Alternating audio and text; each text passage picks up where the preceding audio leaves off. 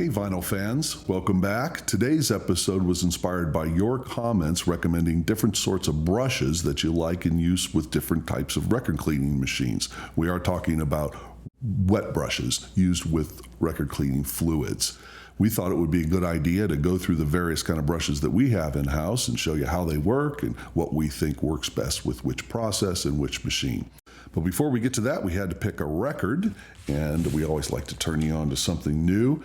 Perhaps. This is Julie London. Julie London was a torch singer. That is generally a female singer who sings sentimental songs about unrequited love.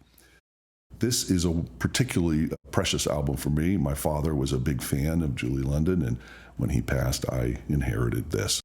This particular album is her debut from 1955. We do not have an original pressing here, but importantly, this is a mono pressing. I highly recommend that over any stereo reissue. By the way, speaking of mono, kudos to Chad Kassem, who reissued this under the Analog Productions label. I don't have it, but when he did that, he did it not only in 45 RPM, so you get two records, but he did it in mono, so well done, Chad. We're going to go through 6 different brands of brushes. We're going to clean the heck out of this record in that process. Let's get to it. Okay, we have the brushes laid out that we're going to test. We're going to start with Osage. This is one of our favorite brushes, particularly in use or in conjunction with a suction type machine like the VPI. We're then going to try the Disc Doctor brushes. We have done episodes on these before, but we'll do it while the record is on the machine for consistency's sake. We also have the MoFi brush. Next is the Walker Audio brush. Prelude is the brand name there.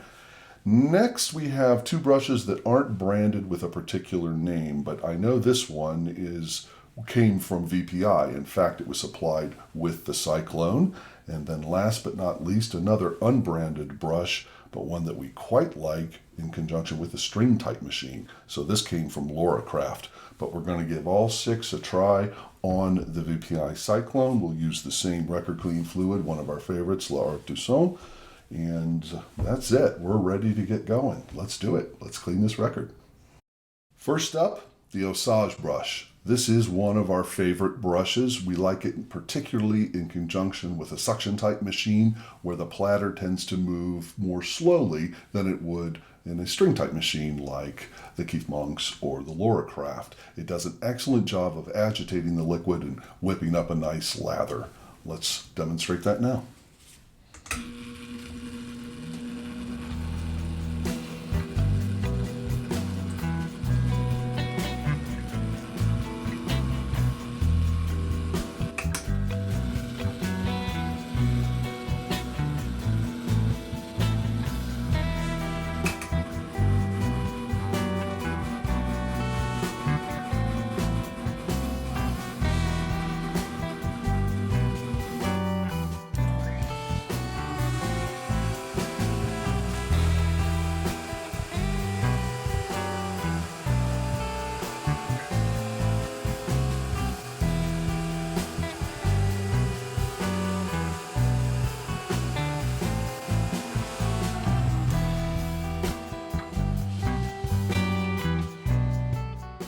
Okay, next up is absolutely our favorite brush for a manual cleaning process.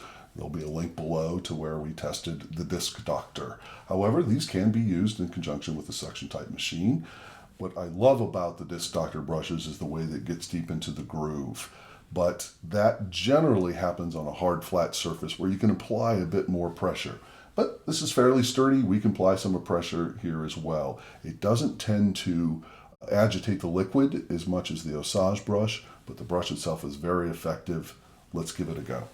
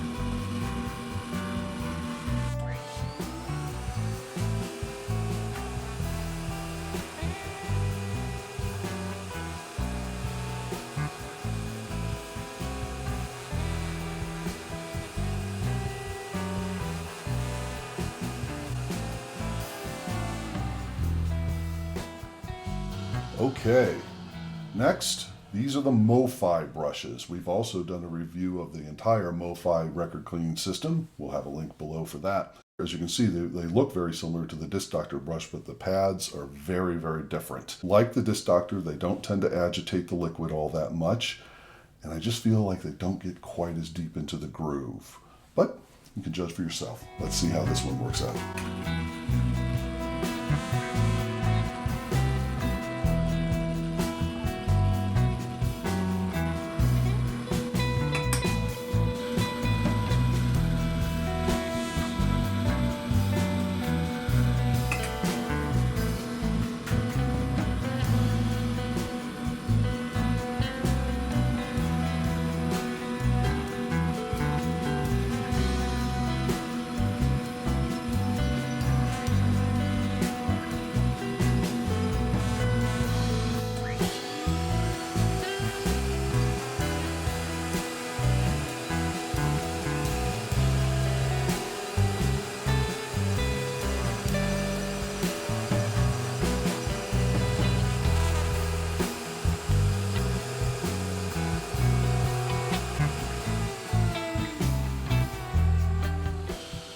Okay, next up, the Prelude brushes from Scott Walker Audio.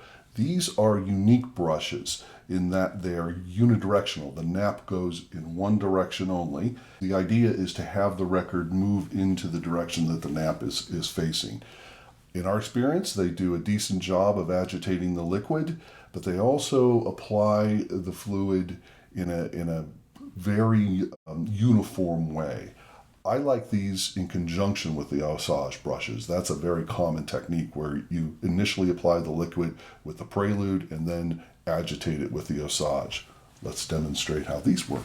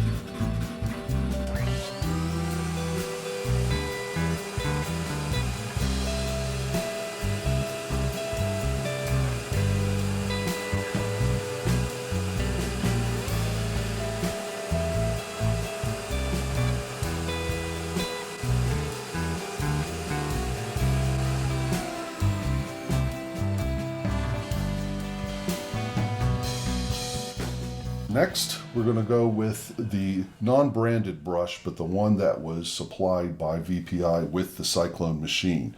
A couple of things to note. It has a wonderful handle, very beefy and well-made brush. I do have it marked dedicated to water, but that's okay. We're going to put some record cleaning fluid through this time. You can see it's kind of bolted together. It has a rather short bristles, and it's quite stiff, far stiffer than the Osage brushes. But this also does a good job of agitating the liquid. Let's demonstrate.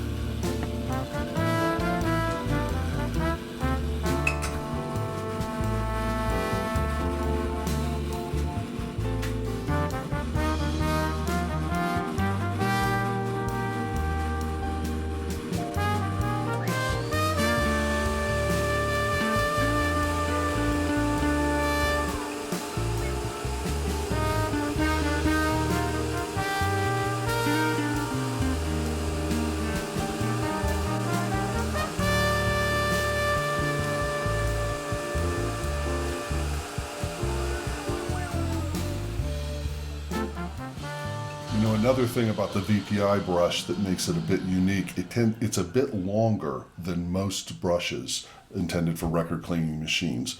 Maybe that's an advantage, but it also tends to cause a bit of overspill.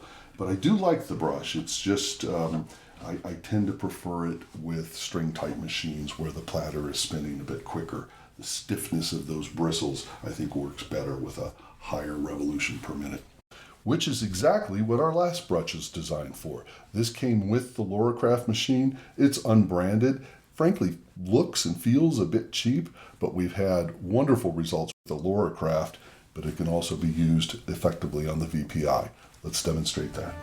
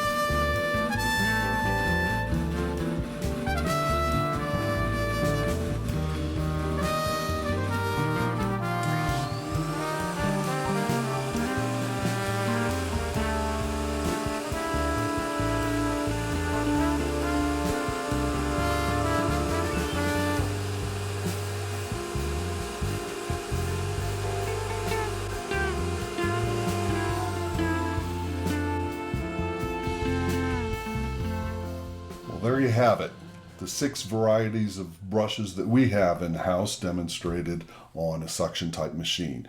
Is there a winner and a loser? Well, I do think there's pros and cons to these, so let's talk about that. I think it's important with a suction type machine to agitate the liquid to the point that you build up a lather. These type of brushes that have the downward pointing bristles do a much better job of that than any of the padded type brushes. These two tend to have, this is the one that came with the Loracraft and the VPI, have stiffer bristles. They work just fine on the VPI. I definitely prefer these over the Osage, which has longer, looser bristles when using the Loracraft. But our number one choice for the VPI is the Osage brush. That doesn't mean we should ignore the other types of brushes. In fact, I very much like to use the Osage in combination with the pad type brushes. Not to say anything bad, particularly about the Disc Doctor brush. If you have a manual approach, this is our number one choice if you don't have a record cleaning machine. So, with that said, that's our overview of the 6 type brushes that we currently have. We're in the process of acquiring some new ones, and we'll update you when that happens.